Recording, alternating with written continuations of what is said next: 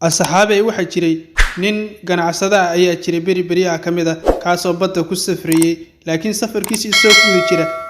baddi ayaa waxa ka kacay muujad dabeela ah oo aad u daran kadibna waxay burburiyeen hantidiisii oo dhan oo soo keenay doontan yarta ah ayay burburiyeen gabi ahaantoodaba isagana waxa uga saaray alwaax oo kaliya kaas oo nafsadiisa oo ku badbaadiyay isagoo geesaa eegaya indhahana ka mirigsanaya Allah muruga badana kadib waxa si kaysa uga soo horbaxay jin kaasoo weydiiyay war maxay tahay murugada ku haysa duqyahow kadib wuxuu u sheegay dhibaatadii uu kala kulmay badda iyo hantidiisii dhamayd in ay tahay mid khasaartay gurigana uu u joogo wiil yar oo dhalaan ah oo uu korinayo wuxuu ku koriyana uu sahaysan taasina ay ku hayso muruga aad u weyn kadib jinkii ayaa yiri waxba ha welwelin ana fikrad ku haya ataajir ku noqon doonto laakiin waxa laga rabaa hal sharti oo kaliya 12 sano kadib ayaan ku soo laaban doonaa aniga laakiin waxa ugu horeeya oo jilbahaaga qabsada waxaan doonayaa inaad waxaas aniga igu wareejiso odaygii ayaa waxoogaa fakiray kadibna wuxuu yiri waxa ugu horeeya anigoo lagu hay qabsada waa ay yar ku bedelo anti aad u tira badan wallahi waa qorshe aad u wanaagsan ayuu yiri odayga laakiin sirta ka dambayso mooga miskiin wuxuu yiri waan ogolahay aniga shardiga jinyahow hagaag ayuu yiri jinkii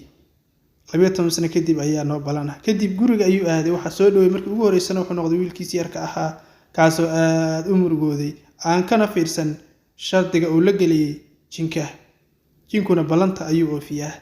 odaygii ayaa markaas dhafoorada qabsanaya noqda oo aad u murugaysan hajaib kadib odaygii ayaa baxay wuxuuna aaday gurigiisa guri kamida gurigiisa ayuu wuxuu ku arkay dahab iyo dheeman aad u tira badan kuwaas ku jira sanduuqyo ninkii wuxuu noqday saacado ka bacdiba mid aad iyo aad u taajir ah laakiin markaas farxad kuma nooleen murugo uun baa haysay maadaama uu ku fakarayay in wiilkiisa cadaawe mar kamid ah maalmaha uun laga qaadan doono maalmaha kamid ah andhahe markaas dhafooradu qabsada kaasoo aad u murugaysan ajaib imika wiilkiisii cadde wuxuu noqday mid koray oo aad u weynaaday garabkiisana soo buuxiyay laakiin muruga adduunyo oo aabaha markasta iska haysata waa ajaib shardiga markaad gelayso waa laga fiirsadaa imika halkan ayay ku wada cuntaynayaan isaga iyo aabihiis aabuhu waa mid aan xitaa cunnada wax badan ba cuni karin bah wiilku wuxuu weydiiyay maxay tahay murugadan ku saaran dhib ma lahan wiilkaygiiyo waa iska dhibaato adduun uu aabo markasta yiraahdaa wiilkii ayaa markasta fakara waxa oday ku dhacay isagoo habeenada kamid ah hurdaya ayuu wuxuu ku arkay naag jin afiyo taasoo tiri waxaan rabaa inaan kuu sheego 12 sano ka hor aabaha shardi wuxuushnimo ah oo uu galay kadib aabaha wuxuu lahaa hanti aad u tira badan doon ayuuna ka soo buuxiyay doontii ayaa kadibna waxa muujada bada ku furay bay tiri jinka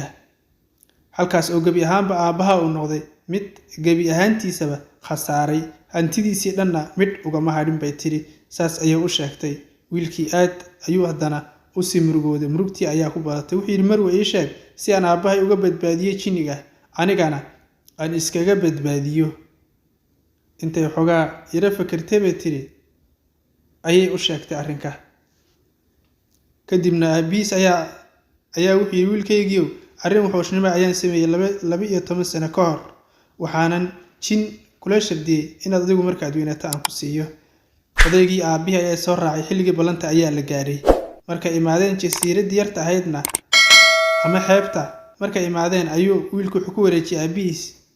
xariiqin ayuu ku wareejiyay wiilka isagoo dhaaranaya oo gacanta saas dhahaya kadibna halkii ayuu soo goday waxir kadibna waxa yimid jinkii oday dhigayso balantii aniga waan ka soo baxay adigana waxa la doonayaa inaad balantaada ka soo baxdo hadda waa kaas odaygii baa yiri maya kan waa wiilka kaliya oo anigu aan dhalay balantaasna imika waan buriyay hantidaada oo dhan dib u cesho dib u qaado waxa la wixii aniga ka soo qaaday buu yiri odayga saas ayuu ku fakiray jinkii baa yiri maya waxa tahay beenlow ibn aadankana way dulmi badan yihiin balantana ma oofiyaan anigu waxaan yeelaya ma ahan buu yidhi hal shardi oo keliya ayaan ogolay aniga waa wiilkaadu waa inuu doon fuulaa kadibna uu xeebta ka shiraacdaa haddii uu badbaado wakaas anigu waan deenaya isla markii jinniga isku dayay inuu wiilka uu soo weeraro laakiin taasi marnaba ma awoodi karayo wiilkii ayaa yidhi waxaas wax kuu soconaya ma inta aqrinta ku jirnaan anaga nama taaban kartid ee waxaad haysoo kale soo daaway iminkaad sheegaysayna maxay ahaayeen bal ii sheeg jinnigii baa yidhi hal shardi oo keliya ayaan idinku cafin karaa aniga waa inaad adiga doontan raacdaa kadibna aad badda aadaa ood meeshan ka shiraacataa haddii aad badbaado imikaba anugu aabbaha waan iska cafinayaa laakiin haddii aad badbaadi weysana adiga unbay kolley kuu taallaa ee shardiga ah ma ogoshihiin mise wiilka ayaan gebi ahaantiisaba dilaa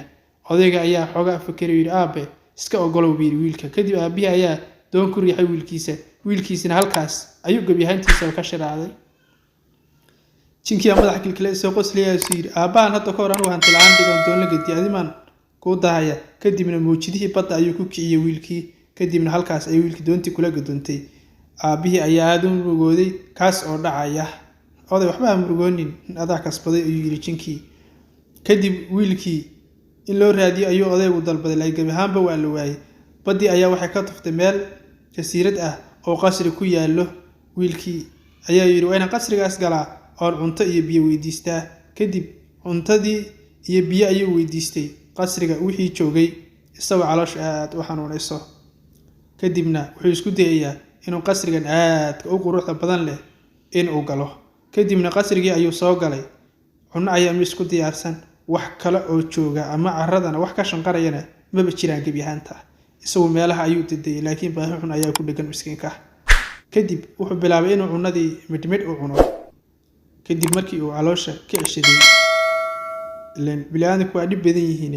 ayuu fakeray inuu kor meero meesha iyo waxa jooga wiilkii waa soo baxay isagoo calooshiisa buuxsaday kadibna qasriga ayuu kor meerayaa wuxuu arkay mascad oo meel jooga maskii ayaa ku yidhi anigu waxaan ahay amiirad shunshaa waxba ha welwelin soo dhowow qasrigan anaa iska leh wax dhibana kaala kulmi maayaan laakiin aniga waxaan rabaa inaad badbaadiso adigana aniga aan hawl kuu qabto way badbaadin kartaa wiilkii ayaa yidhi haa dabcan waan ku badbaadin karaa ii sheeg waxaad jeceshahay waxay tidhi jinka ayaa isku dayay inuu guursado kadibna waan diiday wuxuuna iga dhigay maskaad imika aad ii jeedo gurigan qasriga quruxda badan ayaad seexanaysaa hal habeen keliya markii aad seexato kadibna anigu waxaan ku soo noqon doonaa sidaydii hore kadib wuu aqbalay wiilka wuxuuna bilaabay inuu guriga seexdo si geesinimo leh ayuu habeenkaa guriga u seexday wiilka oo cajaa'ib ah isagoon wax cabsiya dareemeyn kadibna maskii ayaa gebi ahaanba wuxuu isku bedelay amiirad aad u qurxoon sheekadii waa sheeko la yaab leh kadib waxay u soo bandhigtay haddii adii aniga aan isguursanno wiilow bal ka waran adii aniga haddii aan isguursanno bal ka waran arrinka ah ayay gabadhi usoo bandhigtay kadibna wuxuu yidhi ile waa nin dhibaato haysatee waan ogolahay marwi ayuu yidhi soo qacanta ka qabsaday kadibna way isguursadeen wuxuuna noqday ninka boqortooyada u taliya boqortooyada waxay noqotay mid aad u qurux badan isna wuxuu noqday mid halkaa ka taliya iyadoo marwadiisiina halkaas u fadhiso kadib wiilkii wuxuu soo xasuustay aabihiis wuxuuna yidhi aabbahay aad ayuu u murugaysan yahay wuxuuna moodayaa inaan dhintay ee maxaan sameeyaa marwoy kadib ayay waxay u sheegtay inay iyadu badbaadin doonto laakiin wixii iyadu ay tiraahdo oo keliya inuu yeelo arrinkaana uusan ku xadgudbin haddii uu ku xadgudbana ay balaayo ku dhici doonto waxay siiday faraantii waxayna tidhi faraantigan hoo oo qaado isaga ayaa wuxuu ku geyn doonaa halkii uu aabbaha imika ku nool yahay bay tidhi ee qaado wax kalena faraantiga ha ku samaynin haddii kale balaayo ayaa nagu dhici doonta adii iyo anigaba saas ayay kula dardaarantay ninkeedii badbaadiye iyada ilan aadanuhu waa asaxaan aan kuu sameeya adigana asaxaan ii samee saas ayay kula dardaarantay ninkeedii kadibna waxay u dhiibtay faraantigii saasna way tiri kadibna gacanta ayay ugu riday wuuna baxay wuxuuna yidhi faraantii u geey meesha aabbahay joogo kadib waxa la keenay meeshii aabihiis isagoo aabihiis u sheegay inuu noqday nin amiir ah oo boqortay aad u qurux badan oo ka taliyo laakiin aabihii ayaa taas aamini waayay mar ruux moodiyaba inuuba dhintayba kadib doqonnimo ayuu samayn doonaa isagoo faraantigii ku amraya inuu halkan keeno amiiradda taas ahayd wixii lagala ballamay ee leeyahay sameey kadibna amiiradii ayaa halkaas ka soo muuqatay waxaana tiri soo anigu kulama ballamin maxaad ballantaniyo uga baxday saas markay afka warkii uga dhamaysay kadibna maxaa dhici doona fadlan muuqaalka dhamayso adiga ayaa yaabi doona kadib markay warkii saas u dhamaysay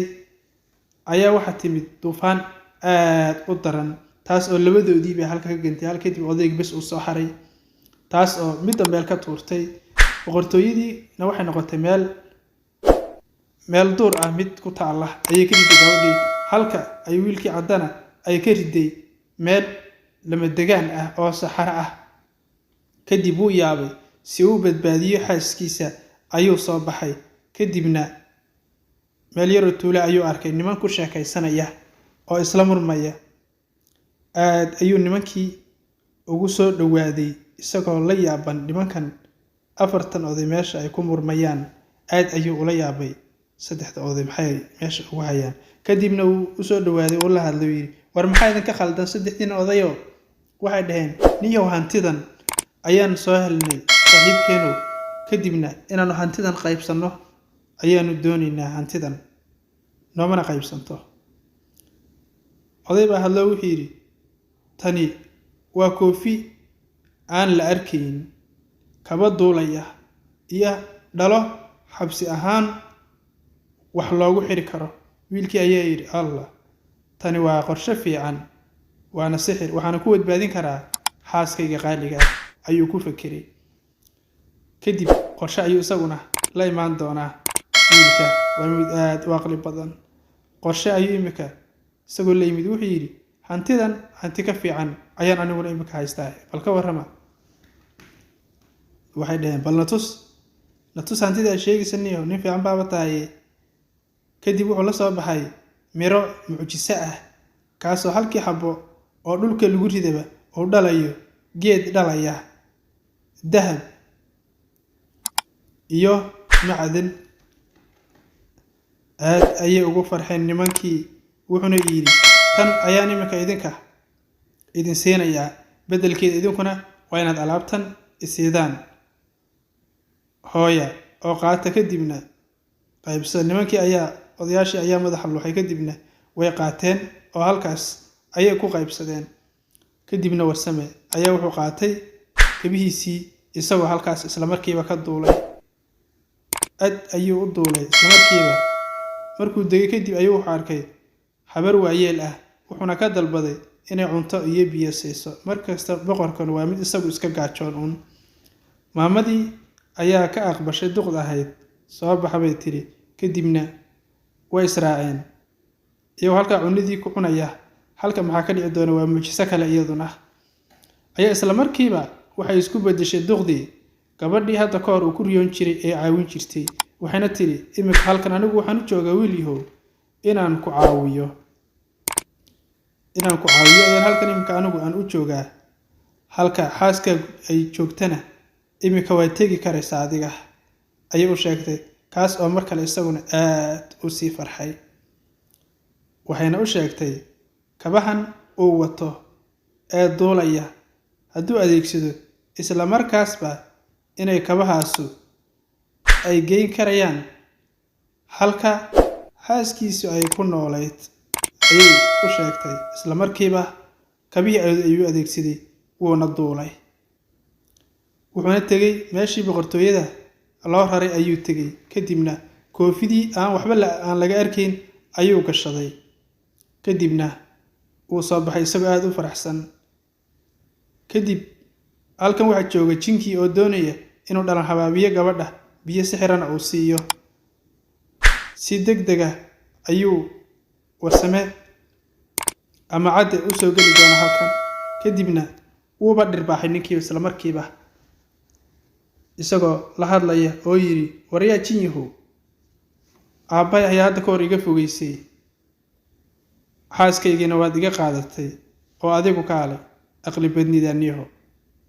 maba tiid baa nin xishoonayaba kadibna wuxuu yiri dhalayahay ninkan xabsi geli kadibna dhaladii ayaaba lagu qabsoo hadluu yiri warniyaho meeshan iga fur warniyaho meeshan iga fur wuxuuna yiri halkan ayaad ku jiraysaa daawada sheekadan haddii aad wax fikrada ka heshay commentiga noogu dhaaf subscribe-na channelka noo saar like-na aad noogu dadaal dhiirigelin buu noo yahay